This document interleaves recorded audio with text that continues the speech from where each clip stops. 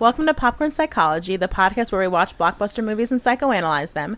My name is Brittany Brownfield, and I'm a child therapist, and I'm joined by... Ben Stover, individual therapist. Hannah Espinoza, marriage and family therapist. We are all licensed clinical professional counselors, also known as therapists, who practice out of Chicago. Even though we are licensed mental health professionals, this podcast is purely for entertainment purposes and to fulfill our love of dissecting pop culture in all forms. Please remember that even though we are all licensed therapists, we aren't your therapist. If you are struggling with mental health symptoms, please find a local mental health provider. Hi, everyone. We are back today with an episode about Black Panther. We've actually been waiting to do an episode about this for almost a year and a half after finding out about Chadwick Boseman's passing. So we are going to discuss that. And today we're going to discuss that with Capes on the Couch. As you know, we've done several crossover episodes with them. And so we have Anthony and Doc Issues with us. And we also have my friend and our friend that we met at Comic-Con, Daniel June Kim, with us as well from Pop Mythology. And so... Hannah fights with her cat to start the episode. Yes. And that's why mine is secured out of the room. So I think that we'll get a little bit more information about Capes on the Couch and Pop Mythology as we kind of move into the episode. But first, just going to talk a little bit about Black Panther. T'Challa, to give everybody, like, in case you don't know what Black Panther is, here's that information. T'Challa, heir to the hidden but advanced kingdom of Wakanda, must step forward to lead his people into a new future and must confront a challenger from his country's past. So that's what the movie's about. I can't really imagine that people haven't seen the movie who are listening to this episode, but maybe. So, and we're going to talk about a couple different things today. We're going to talk about secret keeping in families, culturally bound behaviors, trope busting, cultural relevance of the film, eco-psychology, and the social-cultural links to wellness. And then we're just going to do final thoughts today. We're not going to talk about treatments. So we have a little bit different crowd to talk about Black Panther today. So, so I think we should just get started. Let's have our guests introduce themselves for those that haven't heard us. We should have, let's start with Doc and Anthony. Why don't you guys let our listeners know who you are, where they can find you, and how they could, get in touch with your awesome show. Well, thank you, Ben and Hannah. Sorry that Brittany couldn't join us for this episode. My name is Anthony Sitko, and alongside me is my co-host, Doc Issues, and we are co-hosts of Capes on the Couch podcast, where comics get counseling. We address the psychiatric and mental health issues of superheroes and supervillains, and each week we cover a particular character. We do a run-through of their background. We talk about 3 primary psychiatric or mental health issues that character has. We offer treatment options, both in universe and out of universe. And then we end every episode with a little role play skit wherein we imagine what a therapy session with that character would sound like. So we are on Facebook, Instagram, and Twitter at Capes on the Couch. And our website is capesonthecouch.com. So we've been doing this for about 3.5 years now. And we're very, very glad to call Ben, Hannah, and Brittany our friends and colleagues. We've done several crossover episodes with them, both on our show, their show, and as part of the Mental Health Avengers, which brings together several geek and pop culture related podcasts in the realm of mental health. So I'll let Doc give a little more background on what he does and who he is. Everything that Anthony said. So I'm Doc Issues. I'm one half of Capes on the Couch. My role is, with my background as a psychiatrist, I've done that on the private practice setting, now predominantly and exclusively in the hospital setting. Basically, my main thing is making sure that we eliminate the stigma of mental health awareness and having a lot of fun along the way. And so our show, I would say, is a great balance of the basics of what we need to survive in this world, in addition to having a lot of bad Dr. Issues puns. That is true. He does love his bad puns. They are spectacularly bad dad puns. Indeed. All right. So thank you guys for joining us once again. It's always a pleasure to have you and to have been on this journey for about the same amount of time and starting all this together ever since we did our first episode together on the Hulk. All right. So Yes. Daniel, why don't you introduce yourself so that our listeners get an idea who you are? Yeah, hi everyone. As Hannah and Ben mentioned, my name is Daniel. But when I'm in the geek space like now, I like to use my pen name, which is the Pop Mythologist. And I'm the founder and editor of a blog called popmythology.com. It's a general pop culture blog, and I have a column on it called Hero Wisdom, where I like to use nerd and geek culture as a sort of a launching pad to talk about real world issues through the lens of the social sciences, the humanities, literature, art, mythology, religion, and so on. I'm on Facebook and Twitter at Pop Mythology, and of course the Pop Mythology blog itself. And I'm also the co-author of a chapter in the book Black Panther Psychology, edited by Dr. Travis Langley, in which my friend Scott Jordan and I, we co-wrote a chapter called Who is the Black Panther? The Self as Embodied Others. And I'm also very happy and pleased and honored to be on the show. Thanks.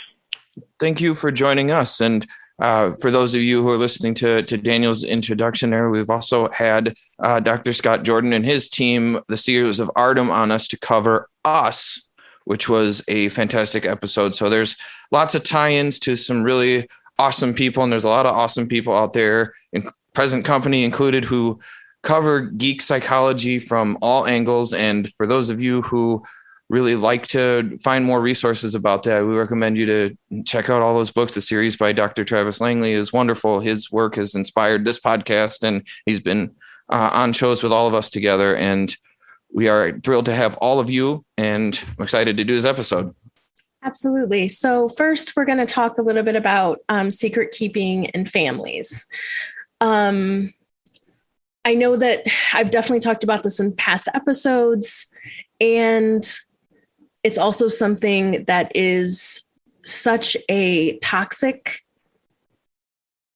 dynamic that happens when we have family secrets. And it's something that happens in families kind of, I mean, not on a regular basis, but I would say it's definitely something that I've encountered as being one of the biggest barriers to families being able to connect and trust each other. And a part of that really comes from the secret keeping piece. And so one of the, the huge secret that we find out in the film is that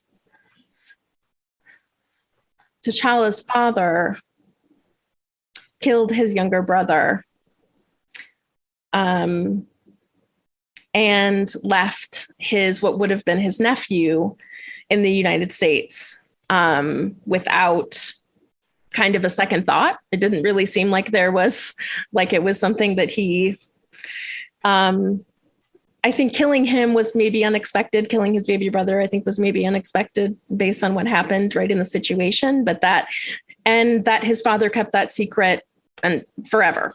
Of something that they never found out.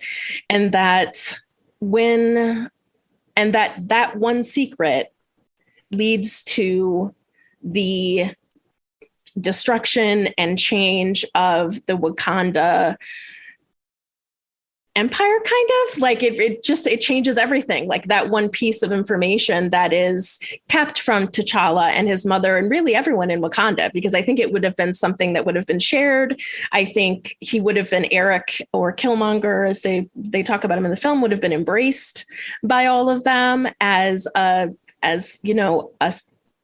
someone that they would have helped take care of, even though it was unfortunate what happened. And so we would have been looking at a completely different situation here. And so just wanting to kind of talk a little bit about the heaviness of family secrets and how it really, as much as it feels uncomfortable to share a family secret, that uncomfortableness just is not worth the spreading of that toxic trait throughout the family. So when we keep something that kind of is just too uncomfortable to discuss or talk about or own up to or take responsibility for, is that then everybody else has to take responsibility for it.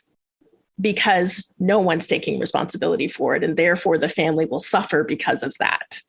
And so the way that that I see this in terms of working with families is that there is it's usually pretty easy for me to tell that that's what's going on. Because there's a certain discourse that happens throughout the family and throughout the function of the family where no one trusts anyone. Where there are things that are said, people talk about each other behind each other's backs. And so that dynamic in and of itself has everybody on their toes all the time. And that doesn't feel comfortable for anyone. And so sometimes the secrets they don't have to be this big, huge secret that like, oh, he actually killed his brother. Like sometimes it's not that. Sometimes it's a lot more about the way that someone was treated, or a trauma that someone had in the family, or a trauma that someone in the family traumatized other people in the family. Most often, I think that is incest. Child sexual abuse usually is one of the things that is just like nobody talks about it. Nobody talks about it. Nobody acknowledges it. And then the people who maybe were victims of that, or who are also connected, who are in the family, they then kind of get treated like a crazy person. Like, well, you're just crazy, and without any context to the fact that the secret that is being kept is now creating a identity for this person that they otherwise wouldn't have had if the family would have been able to be honest and open about the fact that they have someone in the family who has a pretty big problem that's impacting everybody else. And so just knowing that this is, again, something that I see, something that family therapists see, and that a lot of times, and just how unfortunate it is, because it's something that really can just break down the structure of a family and can lead to feuds that last lifetimes. They lead to, I mean, exactly like how we saw, like where Eric is, he then, like, every kind of, whenever trauma happens and no one is there to help explain it or talk about it with you, created his own narrative around what this meant, what Wakanda thought of him, how they turned his back on him because there wasn't anyone there to support him because they left him there. So that's I just kind of wanted to talk about that a little bit, because that's one of the things that it's one of the things that's just really hard. So if you are in a family where you have to keep secrets, just know that it has more impact than people realize, or than that people will tell you that it has. And it can be shattering to identities.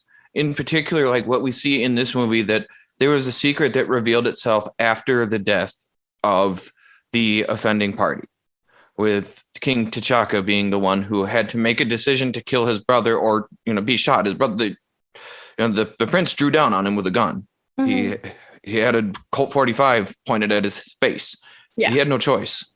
But the shame of doing that kept him in a place where he chose, rather than to confront that issue, to erase it from history and create a revisionist history around what happened. And that is always dangerous, because almost always the truth comes out. Someone knows the real story and will come forward with their story and their version of it and their pain. And it's going to blow up the perception that someone else had of them, which the perception we hold of our parents is formative to our identities. And as we see TChallas struggle with this, his father went from this golden hero in his life, this shining example of a man without flaw, and to be faced with his father's flaws and something to be so powerful and so shameful that it came back and threatened every bit of the legacy his father had, is a perfect example of how disruptive and destructive these secrets can be. And also the role of shame in secret keeping. And we all understand what shame is, like this on a societal basis. If you are an asshole and you steal someone's lunch in kindergarten, you don't have any more friends. No one sits with you. You understand this. If you steal cookies from everybody, you don't have any friends, and you're mean to people. We get it. You get shunned, you get shamed, you feel bad.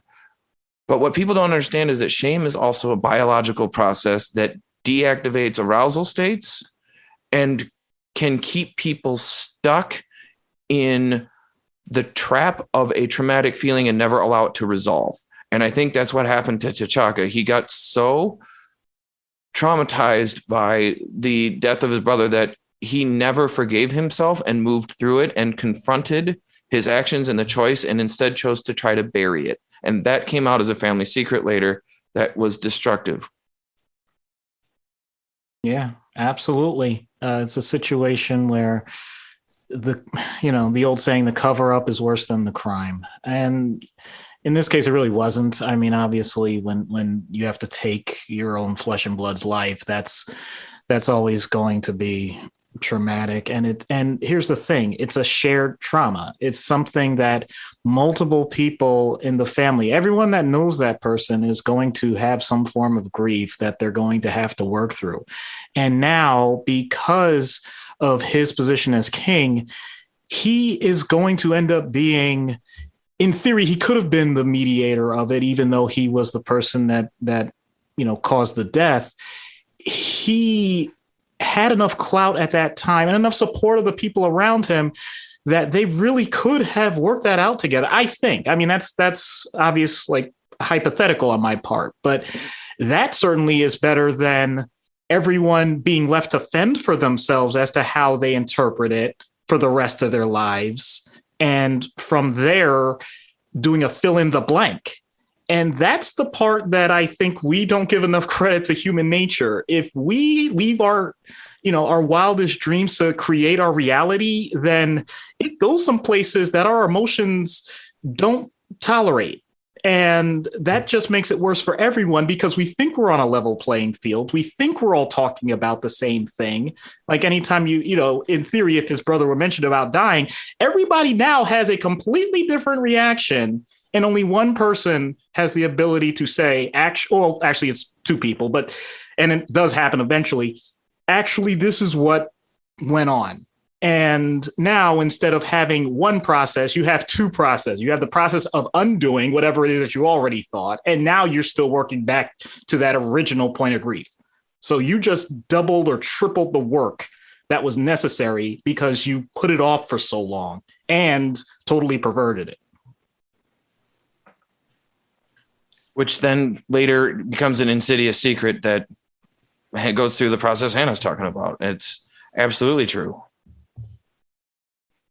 And just to add to that, the inner turmoil that T'Challa goes through in processing when he learns about not just Killmonger, but how Killmonger came to be. And then when he returns to the Panther realm and he confronts his father's spirit and all the Panthers who came before him, it was this notion of this also ties into the isolationism of Wakanda, but just the idea that he says to his father and to all of those who came before him, you were wrong. You were all wrong. That realization, because as I don't remember if it was Hannah or Ben who said, we tend to idolize our parents, that we view them as these larger than life figures until such time as inevitably we all eventually see our parents as real human beings, and that day comes at different ages for everybody. But I think that day does arrive. And it's a question of how do you process that and how does it come about? And so I think T'Challa understood that his father was a man, but and he dealt with his grief, after his death in Civil War. But it was the understanding of what this secret meant to him and forced this complete reevaluation of everything that his father was and everything that he perceived, not just his father, but his whole country and his whole culture identity to stand for. And it really just forced him to, re-examine all of that in a new light and say, if all of this entire past history has led to this happening, then we need to address that and we need to change who we are as Wakandans to prevent something like this from happening again, because he does not want to allow another Killmonger to arise from a secret and from a death like this. So I think that is it. It really is not just the secret keeping. It forces this entire re-examining of his cultural identity and his personal identity and his family identity within T'Challa. And that is it's incredible moment in the film. And, again, all the credit goes to Chadwick for pulling that off, and rest in power, because I'm still kind of heartbroken over that. And I really would have loved to have seen what he could have done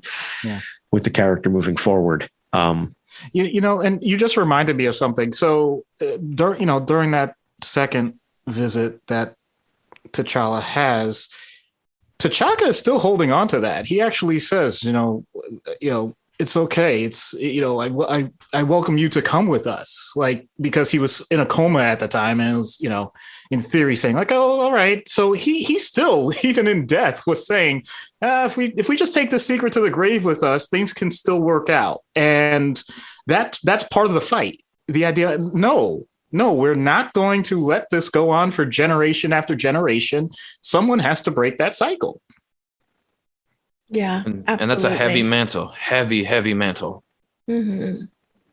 Absolutely. And I think one of the things that you had said, Doc, is that I've been thinking about all day. So this is the first time I watched the movie since Chadwick. I haven't been able to watch it, so I cried a ton. No surprise. Same. Yeah. Okay. Yeah. So, but thinking about how it does really feel like there would have been a way for T'Chaka to figure this out and tell people and kind of be able to grow from it, because I think that it might have it stifled him, I think, as a person, even though, which I'm going to talk about in a second, which feels really weird to say now after we've kind of been talking about this, but stifled him in terms of kind of having to have this narrow view of everything, because he has to keep everyone out. He has to keep everybody away, and he can't. And he really doesn't. So then he doesn't give himself the chance to grow past this horrible event that happened. Again, kind of what you were saying, Ben. So I feel like, yeah, I do feel like it could have been something that could have been worked out. And I think at the same time, one of the things I also wanted to talk about today is how in the cinematic universe of Marvel, that T'Challa has one of the, maybe he's the only one who has a really healthy, supportive, loving family. And that this, his dad made this one horrible mistake that then makes the whole movie okay. And he is one of the characters who really has really been able to grow through, just go through his life and really being loved and supported and trusted. And how we see, and how I feel like, I mean, unfortunately, we won't be able to see have more opportunities to see Chadwick play this piece. But even in Civil War, we saw him be like, I don't want to be revengeful like everybody else. Like, that's not what I'm here for. Like, that's what this is all led to. All of us fighting each other because we're trying to get revenge. So I really feel like the way that he was able to develop was because he has such a stable, healthy identity and felt loved and supported by his family, and our, for all the other characters, it doesn't really happen that way. Most people have some trauma associated with their family. And so, I mean, yes, this is a trauma, clearly. And he also has the basis, which is why I feel like he's able to move through, like, yes, he's upset. Yes, he's mad at his dad, and that now he has to deal with this. And he also was able to make that shift pretty quickly in the movie, like pretty quickly. And I think that really shows to me that having that really healthy, supportive, loving family really helps him have the flexibility the psychological flexibility to say, okay, my dad screwed up. That was a mistake. Let's see what I can do. I mean, he even he says to Killmonger, or he says to Eric, like, we could probably save you. Like, we pretty much can save everybody. And instead, Eric kind of, again, being stifled by his own view of the world, is like, no, like, I'd rather be dead than have you do whatever you're going to do to me because of what I did. And it's so sad to see him. I feel like the hatred that he has for himself in that moment, in terms of what his life has been like. And so anyway, so it's kind of got away from me, but anyway, but I just wanted to make sure that I wanted to point that out, that yes, I mostly wanted to talk about the secret keeping because of that's what we saw in the movie. And also to make sure to clarify that one of the beautiful things about the Black Panther character is that all of the stereotypes they're just completely pushed to the side as if they were never there. And it's just fucking magical to watch that be able to happen without any of the things that we normally see in films and movies about people of color. Wow. Sorry, I just talked for a super long time. No, that's beautiful. Absolutely beautiful. Oh my gosh.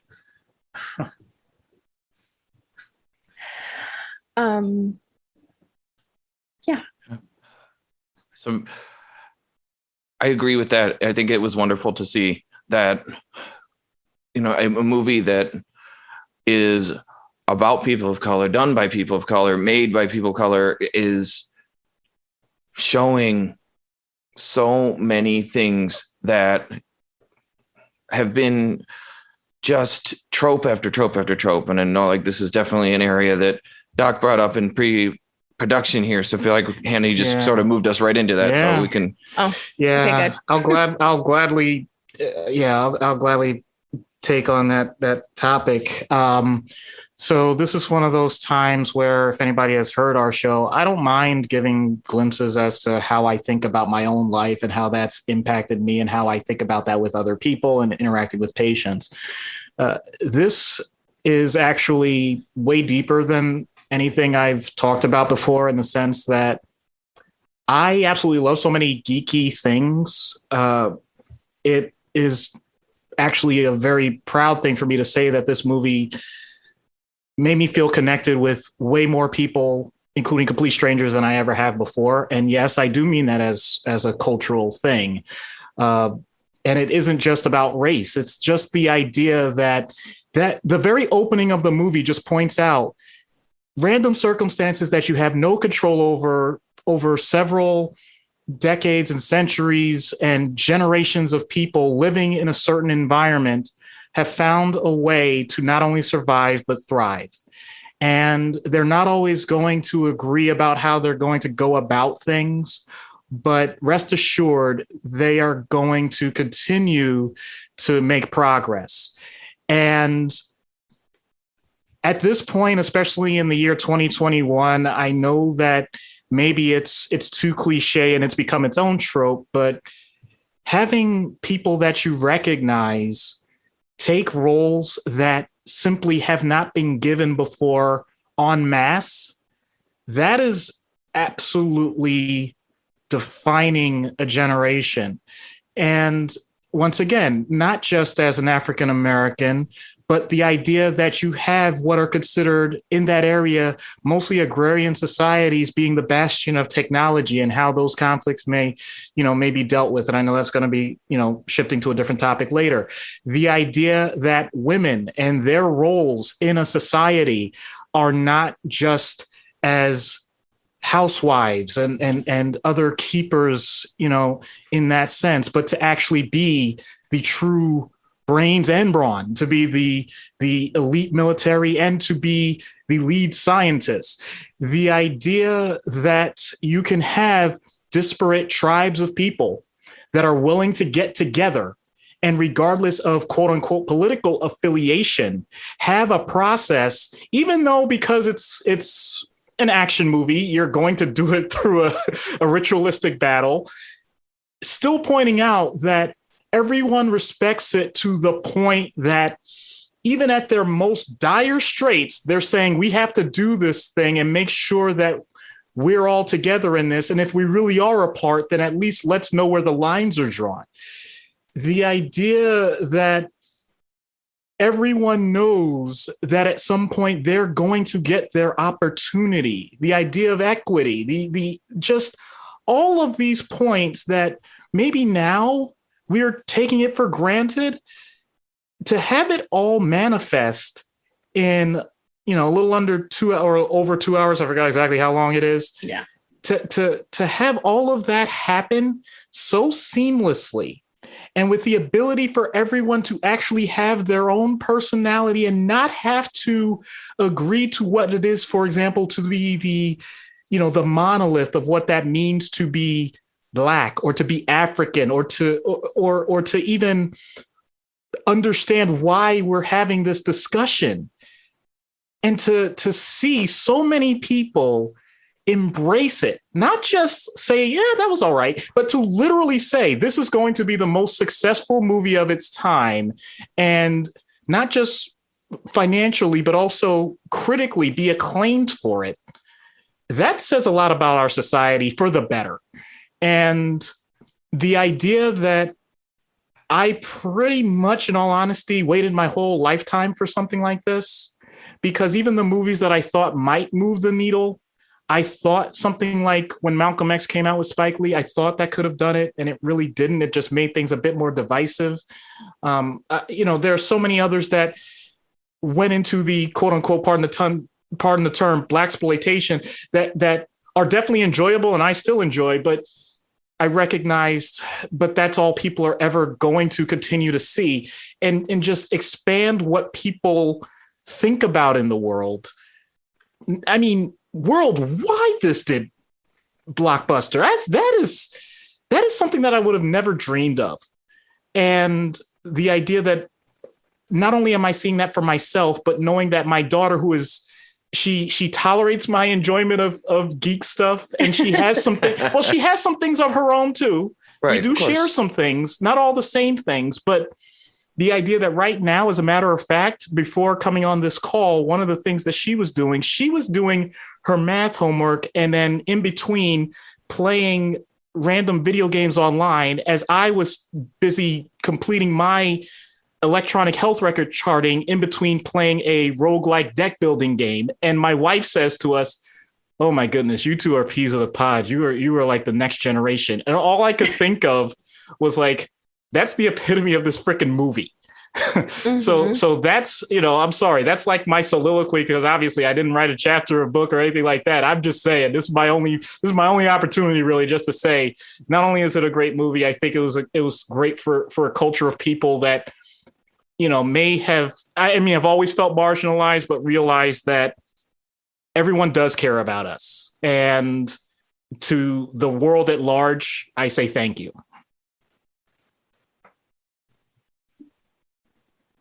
Absolutely. Beautifully stated. Yeah, thank you so much. Yeah, very, very well said, Doc. And I think, to a lot of your point, it really was a testament to the collaborative filmmaking that went behind the scenes, that this was really an opportunity for Ryan Coogler and his team to put forward this different vision of what Africa and what a Black superhero could be, because, I understand that so much of what the U.S. sees about Africa and the perceptions are colored, no pun intended, with the white gaze and through a white lens.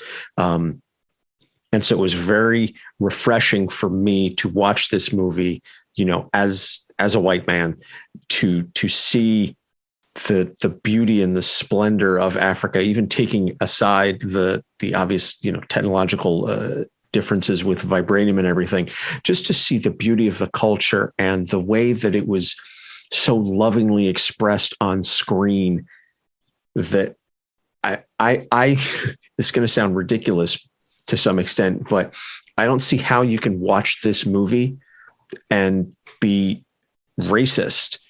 Like after seeing this, like even taking out the superhero part of this is a beautiful culture. This is what Africa really truly is.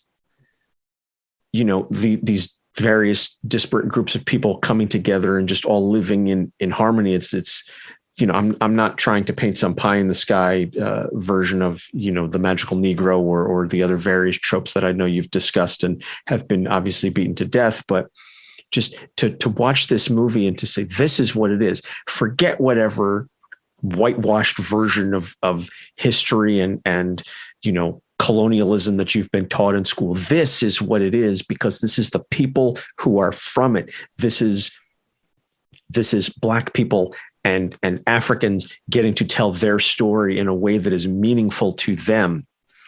And if you can't appreciate that, then I really pity you, because it is just, like I said, it was beautiful. And then just last week, my wife and I saw Shang-Chi, which again, a very similar film from a Chinese perspective. And that was so lovingly done through the, you know, people of the Asian diaspora. And so it's really, I think, a wonderful thing, and also a kind of, in some small part, a sad commentary on our culture, that it takes a superhero movie to be the thing to break this through to the mainstream, that we couldn't say, hey, let's learn about Africa and not need, you know, some fantastical story in order to tell it. Let's learn about Chinese culture and not need, you know, some guy who can, you know, punch and, you know, kick all crazy. Like I kind of, you know, I'm a little ashamed of that, but regardless, I think it was so beautifully told.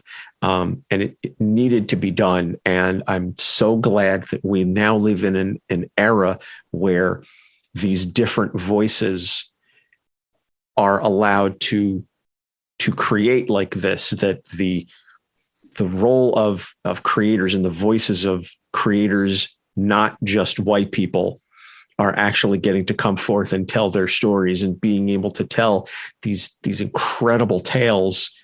And they're good. And this is what it is. It's not just about what white people want. And I feel really shitty saying this, but it's not just about what white people want. If you tell a good story, everyone will go see it, regardless of color. And it just doesn't have to be placated to the white lens and to the white gaze. And like I said, just, you know, I loved the Black Panther. I thoroughly enjoyed Shang-Chi, and I'm very much looking forward to see whatever else at this point Marvel will throw at me, because they've earned my trust and my dollars. But you know, I'm very much looking forward to seeing the next, you know, who else has a story to tell, because I'll go see that. Yeah, me too. I'm with you. I think the relevance of this movie, I'll tell more of an anecdote of what I saw and what I overheard some people talking about was when I went to see this movie. I think the thing that I thought was wonderful to see is getting to see African Americans come out to a movie dressed up in costume, like seeing people come out and very proudly and confidently wearing African garb to this movie, and like hearing a family that had come out dressed up talking about it, like saying, you know, it's not just white people who like to dress up to go to movies. Nobody has done a movie for us where we could do that yet. And I was so touched hearing that, and so encouraged to see that, like letting people express their culture and feel pride in it, and that it's not done as some kind of anthropological, mythological study and like, look what the funny looking people do. It was, like you said, told with love and told with a deep appreciation and affection from culture, with so many actors who are from Africa or from islands and are from different cultures, and seeing that all tied into this movie in a way that didn't feel like, you know, like, oh, look what the other people do. And we can just appreciate and be brought into their culture, and seeing that it is, in fact, a robust, developed, culture and Wakanda because it is so specifically isolationist and is developed. Like, look what would have happened had people just left them alone with their resources and let people, instead of coming and raiding people's culture, like let people have their own culture. Because Africa is an enormous continent. It is enormous. It is full of people and has been full of people forever, and getting to see it expressed, like, look, here is our interpretation of how these tribes would look as, the microcosms of other African cultures. And these people are getting shown in such a just brilliant, loving way that brings everyone in and lets people express their culture comfortably. I was so excited by that it wasn't like, oh, look, a white man rides into town and is brought into their culture and does it better than them, like Dances with Wolves or The Last Samurai or Avatar or any of that we didn't see that same tired ass trope again, that it was, no, we got this. You can help. And just to see the beauty of African culture and not done, as you said, as a joke. Like, there are characters with lip plates in this film. Now that is something that, just as one example, that is something that is often mined for humor in other portrayals and other forms of media. Here it was done that this is part of the culture, the bright colors, so many things that have been mocked for decades and centuries as part of African culture that were shown as beautiful and thriving and as just a part of the cultural and part of the presentation of all of this, and done with love and reverence instead of being the butt of a joke. And it was just so incredibly refreshing. Yeah. So a great example of that, the Jabari tribe, the fact that they actually are not really fond of a lot of the use of the technology, and say, that seems to be a crutch, and maybe we shouldn't be doing that nearly as much. And even then, at one point, when you have an outsider there and they start, they basically start shouting him down, and M'Baku basically says, I'll feed you to my, I'll feed you to my people. And he's like, I'm just kidding. We're vegetarians. Like, just pointing out and just giving those examples of, like, you could think whatever you want of us, but we're still living our lives the way that any other culture could. And we have just as wide a breadth as well as the depth as any other place in the world. And if you think that it's somehow less than anything else, no, it might be different, but it's not less. That is something that I'll say Western civilization, because I don't just want to say the US only, but I have had the opportunity, at least at this point, traveling to a lot of different places, notice that in general, it's still, I hate to say it, it really still is an us versus them, not even from a adversarial point, but almost a pity party. And this type of presentation, I was shocked. I was shocked that could be done in a way that wasn't mocking. You mentioned the lip plates. And even when I saw it and saw all the difference, I was like, this is amazing. Like, this is beautiful. I never thought I would get the opportunity to say that. And the point is, it leans into it. It doesn't shy away from it. It leans into it. And that's the part that I think is missing from many movies that are based in areas that are not not what we're used to. We always, I know you called it the white lens, but I'll go further than that. I would say the Western lens, because you can go to plenty of areas in Europe. You can go to areas of South America. You can go to lots of other places that simply say, if you do not have what we consider to be the ideal metropolitan area culture with bits of agrarian pieces in it, then somehow you are a failure. And imagine what that does to people that hear that for pretty much their entire lifetime, how they must feel when they interact with someone that is from one of those cultures. That type of impact on someone in terms of either, you have the full spectrum: anger, sadness, depression, anxiety, especially anxiety, all of it. And the thing is, it's without anyone actually saying anything to someone else until they actually meet. If that's the case, then we've been doing ourselves a huge disservice for a long, long time.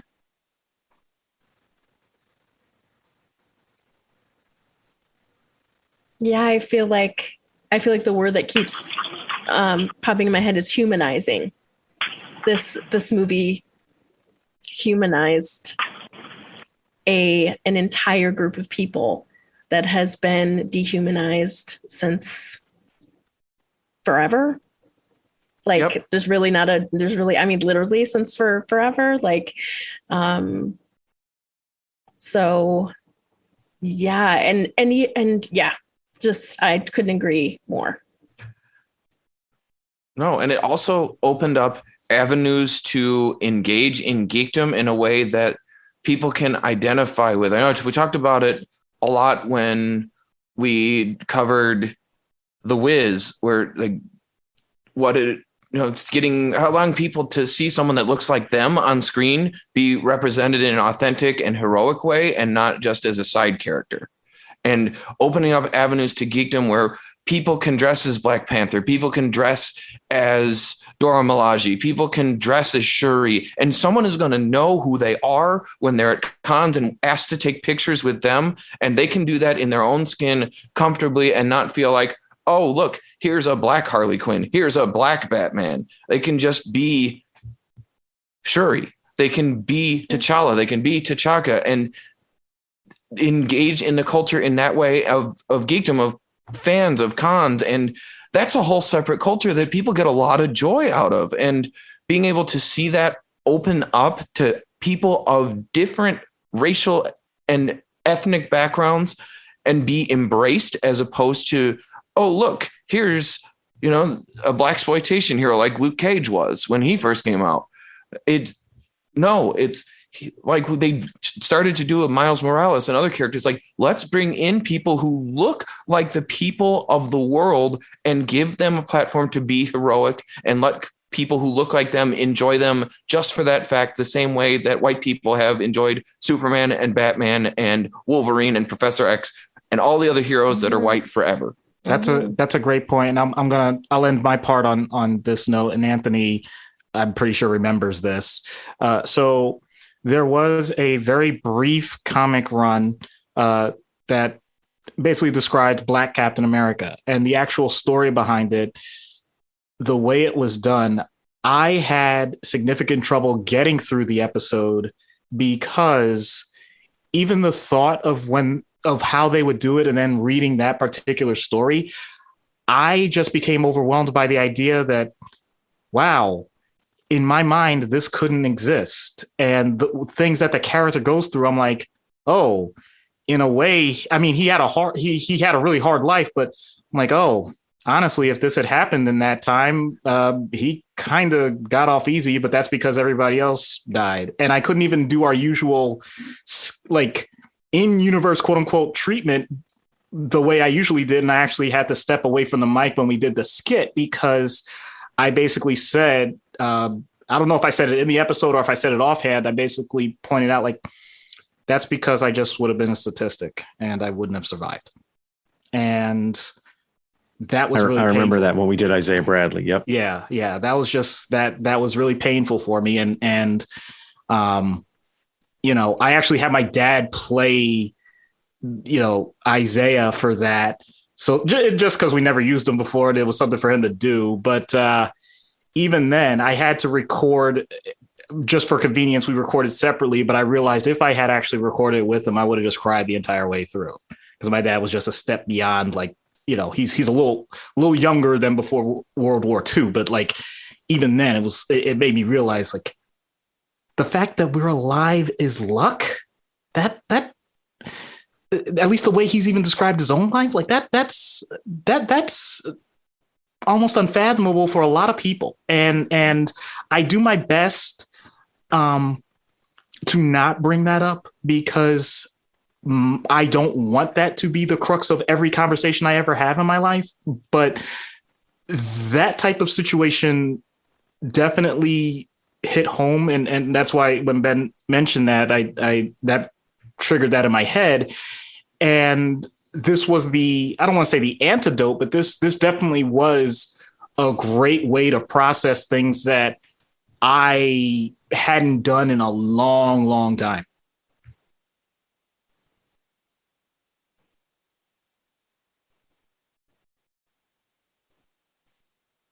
Yeah, that was a very powerful episode, and just the whole discussion. I mean, you cried through a good portion of the skit and the episode. Anyway, I'm not like trying to call you out your name or anything. No. I'm just pointing out like it was emotional for both of us to write and record that. So, yeah, and I'm glad Pops was able to come in and help us with that. The feelings that come from being able to watch stories like this, right? And the being able to see people who look like you. There really isn't anything else like it. There really isn't. I mean, and the idea that that is something that hasn't been done until now is completely startling. And also, I remember as a girl, I watched old, like don't even know where they were from, Superman comics, or Superman cartoons. And Lois Lane had dark hair. And she was one of the only characters I saw who had dark hair. Everybody was always blonde. And I remember feeling so excited to see someone who had hair that was the color of mine. And I didn't know, I was a kid, I didn't know anything about comics or anything. And how I remember that. And I remember thinking like, oh, I could be, except for she's kind of like a damsel in distress, which is annoying as fuck, but whatever. And in those old versions, that's like all she was basically. She was always fucking shit up. And then anyway, so, but I remember when, Amy Adams was cast for Lois Lane. And I was like, I hope they're going to dye her hair because she's supposed to be a brunette. I was so upset about that because that was one of those things like, God damn it. Like that was one of the very small ways that I could see anything in terms of a woman of color who had, well, not a woman of color, but a woman who had dark hair. That's all I wanted. That's all I fucking wanted. So just knowing like there's this, and how, I don't know, it can be an overwhelming experience to see that and to feel so empowered and so seen. And the idea, again, the humanizing of women, of people of color in general in this movie is just overwhelming in a really beautiful way.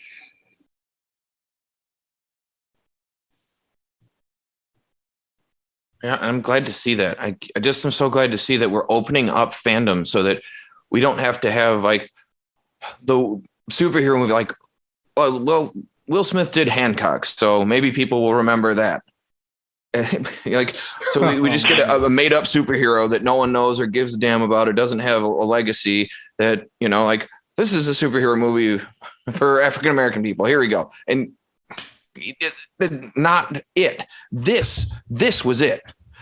This was epic on a grand scale, a great movie, something everyone cared about, had a legacy. The character was introduced properly. It wasn't like, here's a trailer about a movie about a drunk guy who happens to be a black superhero.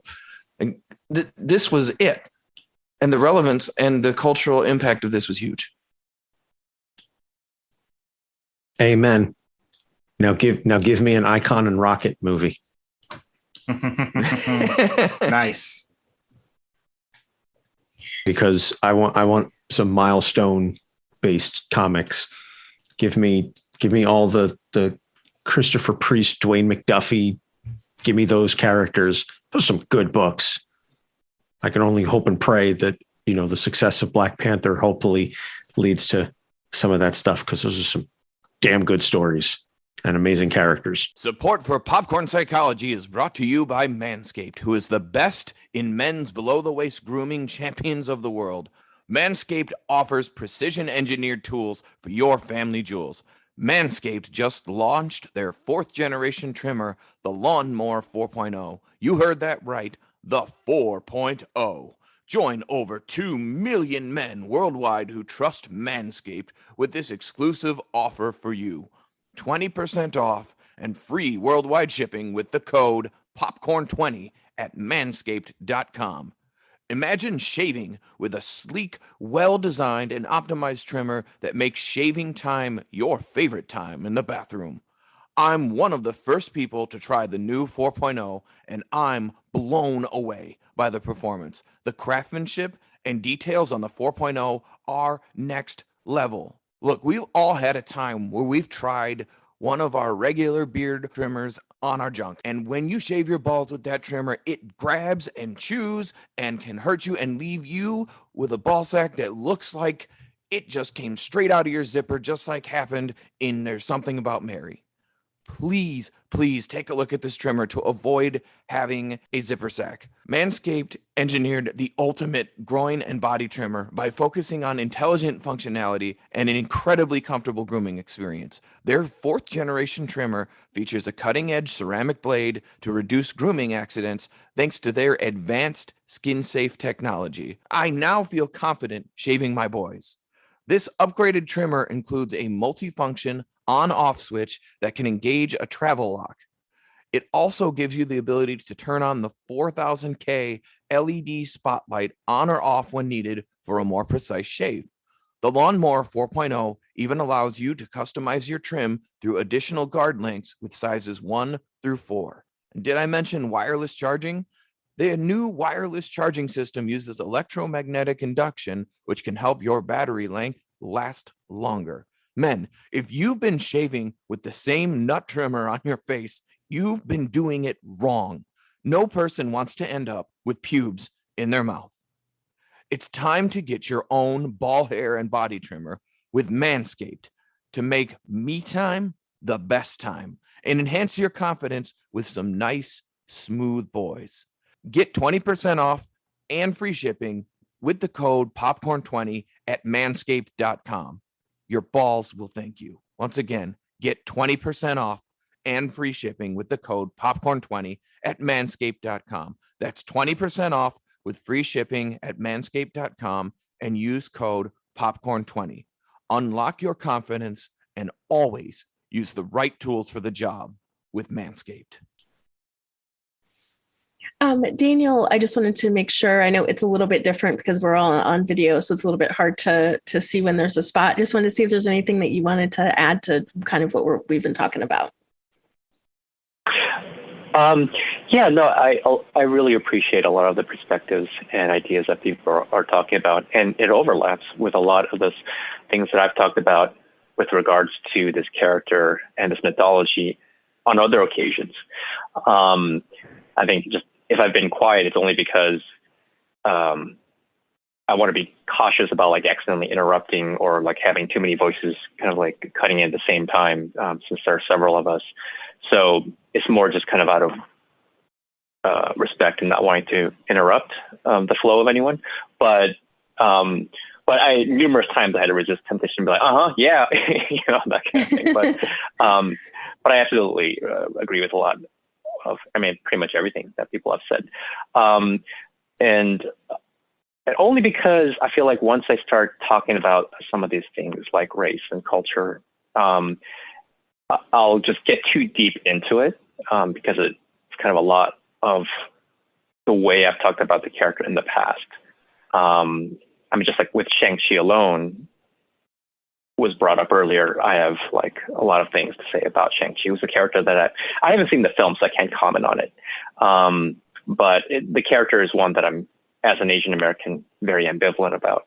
But I'm not going to get into that now. It's just going to take me on a totally different trajectory that I was planning on going on today. So to answer your question, I don't have anything particular to add. I just find myself in large agreement with most of it and appreciate all the perspectives. Well, feel free to chime in anytime. We brought you on because we love to hear your perspectives. So anytime, even if it's interrupting, especially me or Hannah, we can, go for a while. So please feel free to chime in anytime you got anything. Shut my ass up. Anthony, should we record that little bit for your wife and like keep a thing? Just prompt. Oh no, she can shut me up anytime. That's not a question. Oh, good. I feel like my wife would love to have one of those, like a little teddy bear that says like "shut me up" and just play it every time I talk. Well, here I'm going to stereotype myself or add to an existing stereotype in which we Asians are brought up in a way that we're taught to be deferential and respectful while other people are talking. So don't interrupt people, be quiet, that kind of stuff. Yeah. Yeah. All right. Well, this seems like a good place to take a quick 5-second pause here so we can drop an ad in. So we'll take. And let's move into the culturally bound behaviors we see in this movie, because it's such a big part of this story and how the characters process things. I know typically on our show, since I am a trauma specialist, I can go on and about how trauma develops and how it manifests itself and how it dictates behavior. And we talked a little bit about that earlier with how shame can keep people trapped in the idea that they need to keep a narrative together in order to be accepted and hold on to their identity. So much so to the point that they will trade their own wellness to keep up that charade and to keep up that facade. Facade is the word I'm looking for, not charades, but to keep up that facade and that belief that if this facade crumbles, I will no longer be accepted.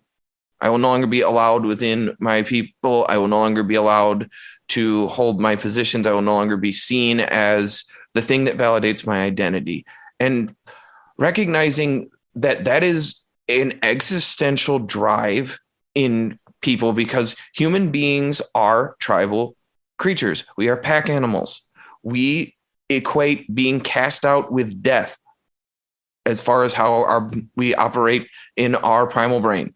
And understanding that is a pretty important part of understanding the rest of this movie and how characters make the decisions they do, because so many of the choices made in this film are based on characters adhering not only to the narratives that they have within themselves and that they create and protect with trauma, like we talked about earlier with secret keeping, but also to fit into the history and the cultural identities of being Wakandan. And that is a huge component of this film, why we see so many ritual things expressed in this movie to help us tap into the Wakandan culture and understand T'Challa and the rest of his family, and why we see as opposed the choices made, like when Killmonger shows up and defeats T'Challa, even though he is not raised Wakandan, but because he has Wakandan royal blood, he is allowed to step up and challenge the king as per custom. And at least for, a third of the movie, we're led to believe that T'Challa lost. And we see that the rest of the Wakandans have to accept Killmonger and follow his lead, even though it runs counter to the rest of their culture. And I think being able to recognize that so many people do so many things, have so many behaviors, that they're adhering to their religious ideologies, their cultural background ideologies, that end up becoming more important than individual needs. And getting a chance to see a collectivistic culture like this, I thought was fascinating.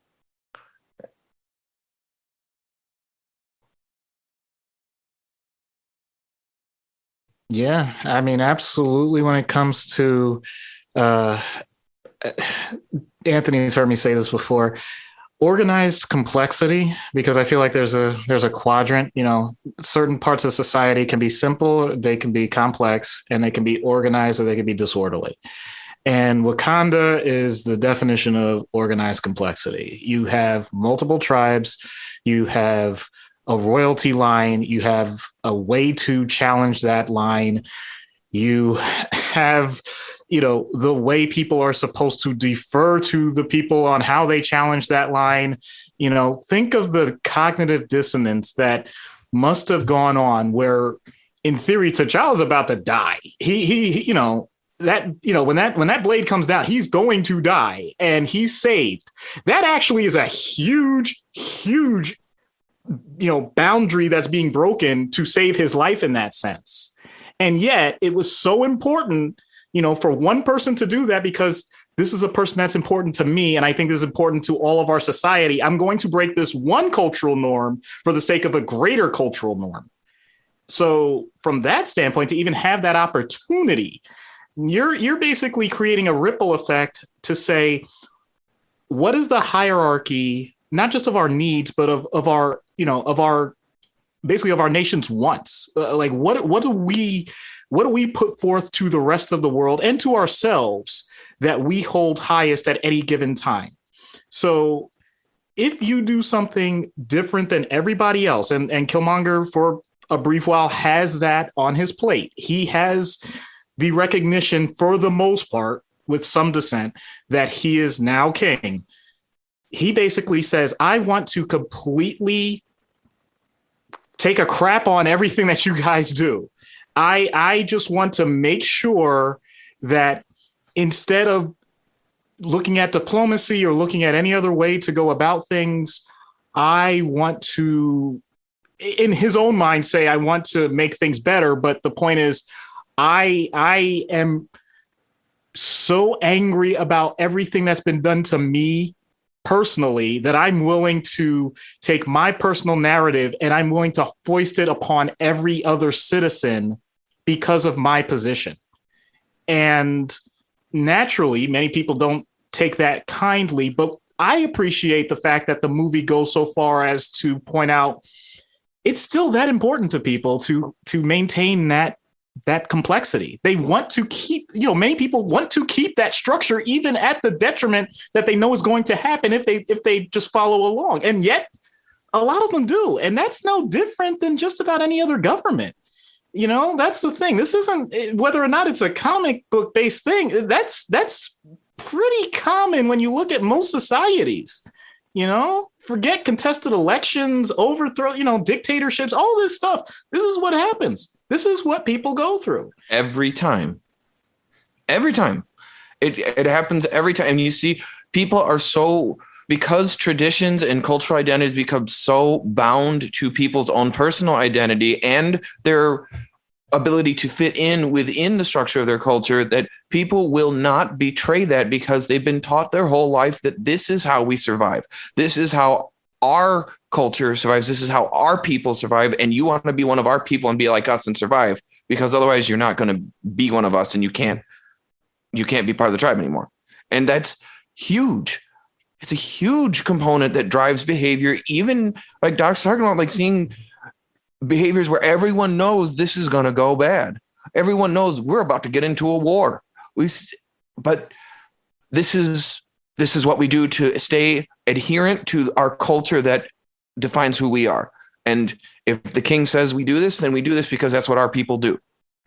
And that happens all over the world. It's not unique to tribal cultures. I only use the word tribal because that's, primal humans, not to refer to anything else. It's understanding that we adhere to the rules of our own people always, until something breaks that, which we see Forrest Whitaker's character, whose name I forgot, unfortunately, but we see him. Zuri. We see Zuri step out of that entire role, despite being the major domo of the fight. And we see his own shame and guilt come through that, your father died because of me. Your father died because of me. And because he has to address his guilt, and addition to trying to save the entire society, we see him break the cultural norm. And I thought that was just so beautifully done and so powerfully illustrated, that one of the things that really draws us into so many shows and stories is feeling like we are part of the culture and that we understand the culture that is brought on. Like, Sons of Anarchy was such a popular show because people felt like, oh man, I really understand motorcycle culture now. It's so steeped in that, where you learn to understand how people think differently and how they would interpret things in terms of their culture. And I think this movie did an excellent job of drawing us into Wakanda culture, where we like, oh wow, they would make this decision, so they have to do that. And that makes sense. Wow, that's fascinating. Let's see where this goes and how we break out of this, because this looks like Wakanda with their advanced technologies and Killmonger's anger and his misguided understandings of what Wakanda should be based on his limited knowledge and appropriation of it takes a turn that could disrupt the whole world and cause a lot of death. And they just go along because that's what their culture teaches them to do. That's what their upbringing teaches them to do.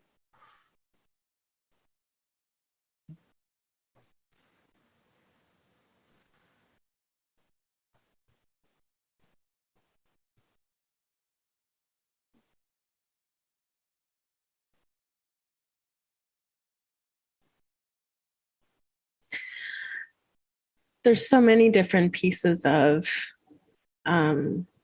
identity all over this film, but also just in terms of your role as a leader, your role as a part of society, your identity as like all of the different pieces that we see in this, and how, I don't know, and kind of like how that, I lost my train of thought. It's gone. It's fucked. I have no idea what I was about to say, so don't worry about it.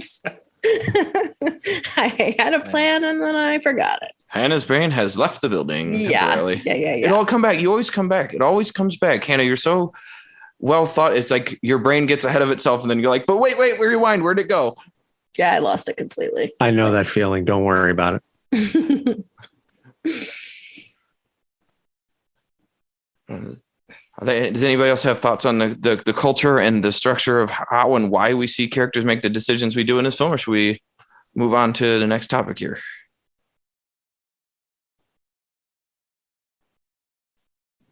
I'm good with moving on. I don't have anything to add. All right. So, I'm going to tap in our pop mythologist here on eco-psychology and the socio-cultural impacts on wellness that we see in this film, because that is also just like culture and secret keeping, all those things all over this film in such a beautiful and genius way. Ryan Coogler just absolutely nailed it on this film. Yeah, absolutely. I agree. And it's really dense, and obviously all these topics are interrelated, so we can just go on for hours and hours and hours, and just barely skim the surface. But what I wanted to talk about today is a little different from the kind of approach and angles that I usually take on when discussing the character. But it's one that I've become increasingly obsessed with, I guess, basically, lately, given everything that we've been seeing in the news. And, my day job is as a university ghostwriter, and I recently just finished researching and helping a professor to write an article about eco-trauma, basically, which is so imagine losing your house as an individual and how traumatic that is. And then multiply that on a collective scale and imagine a society, and entire societies, plural, losing their home that is Earth, and what kind of widespread collective trauma we would have in that scenario. Well, that's the scenario we're headed towards. And so eco-psychology is kind of a relatively younger branch of psychology that considers the link between people, their physical and mental well-being, and their environment.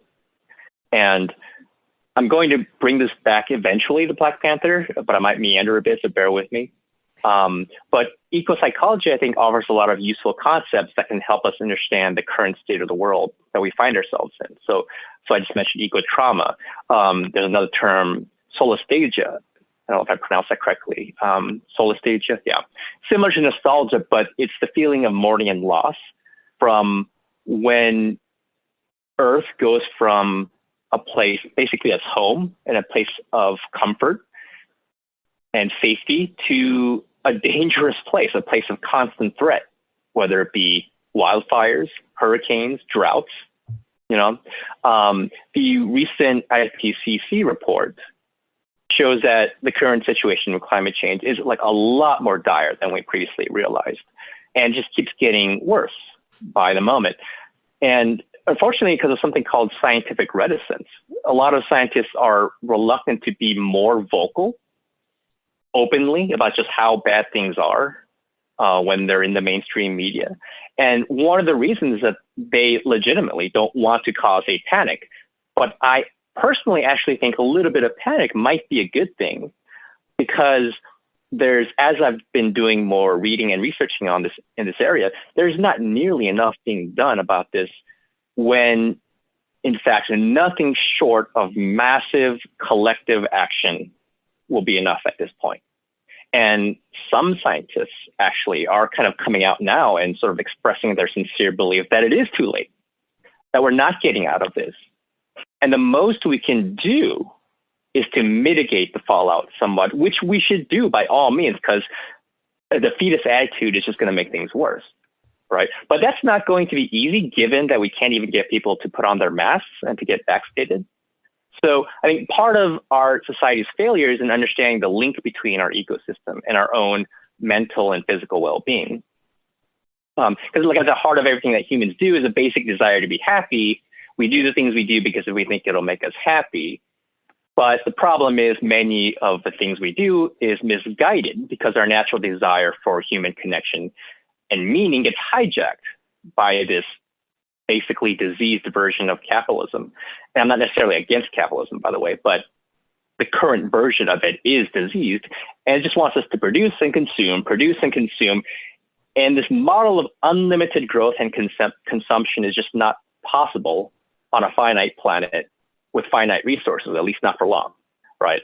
So how I see this kind of like coming back to Black Panther, both in the film and the comics, is in all art, the form reveals the content, right? And if you read the comics, if you watch the film, there's a constant juxtaposition between images of the most highly advanced technology with a natural environment that seems to be in a state of equilibrium and balance and harmony.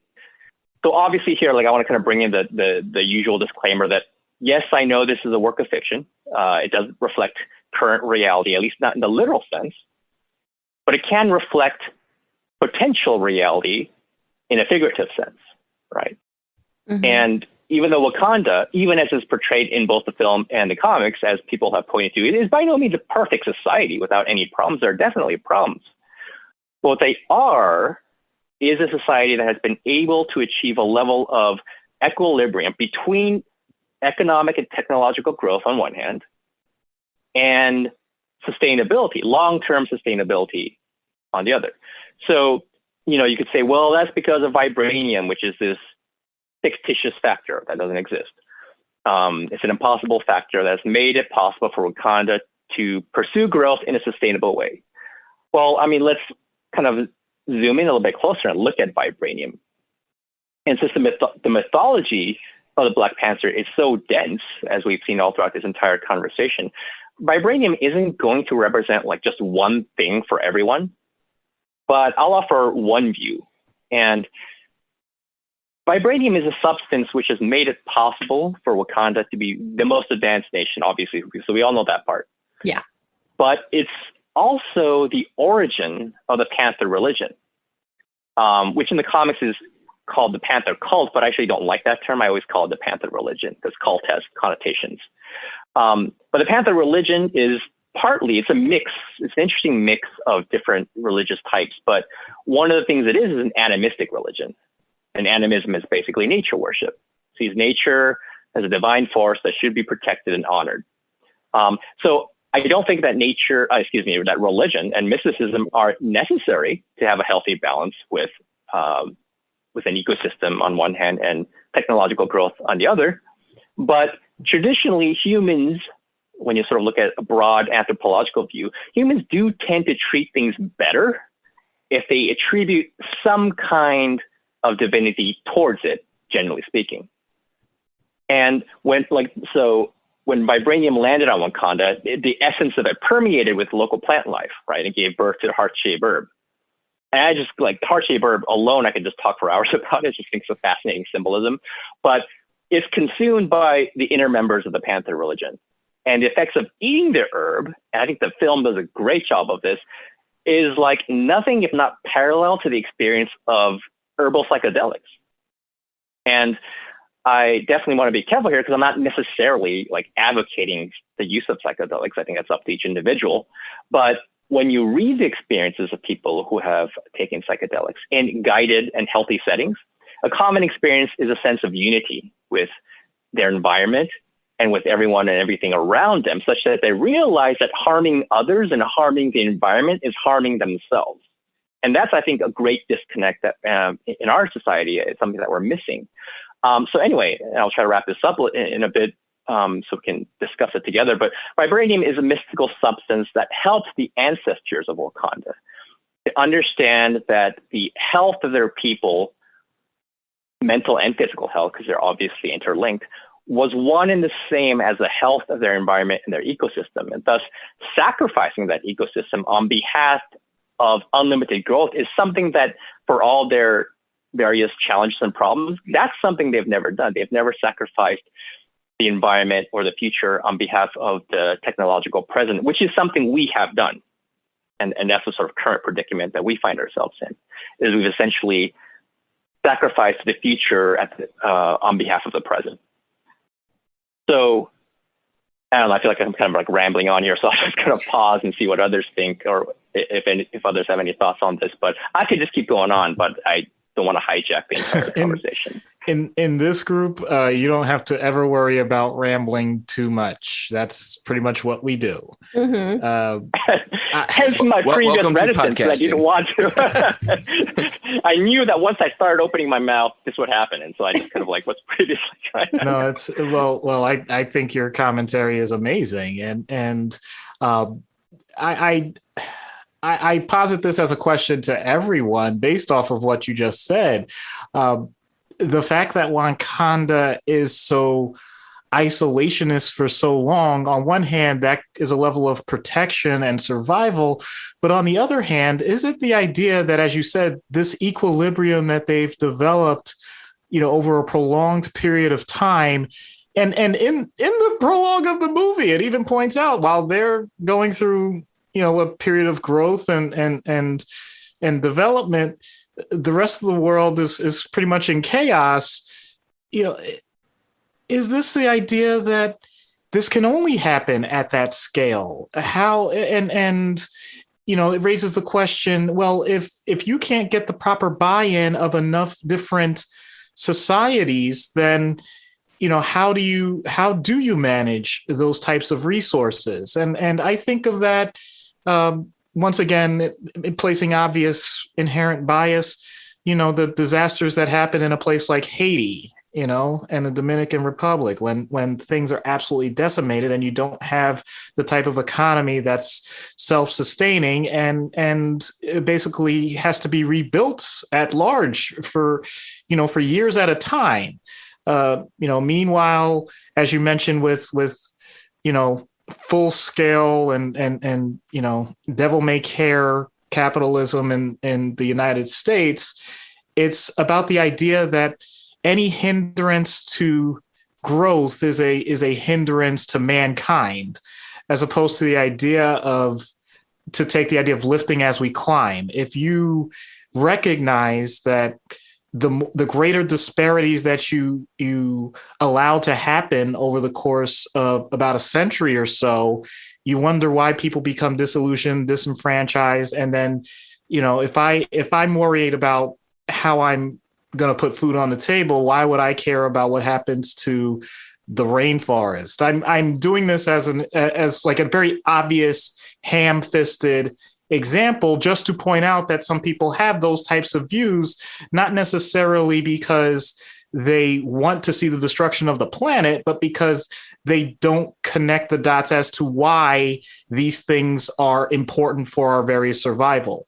And if you don't make that connection readily apparent, then it's going to become the idea that a person's priorities are completely mixed up, when in reality, they should be completely interlinked.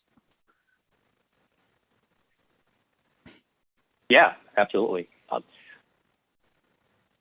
I agree with all you said. And, another way we could look at vibranium is as a source not just a source, but entire sort of infrastructure of renewable, sustainable energy.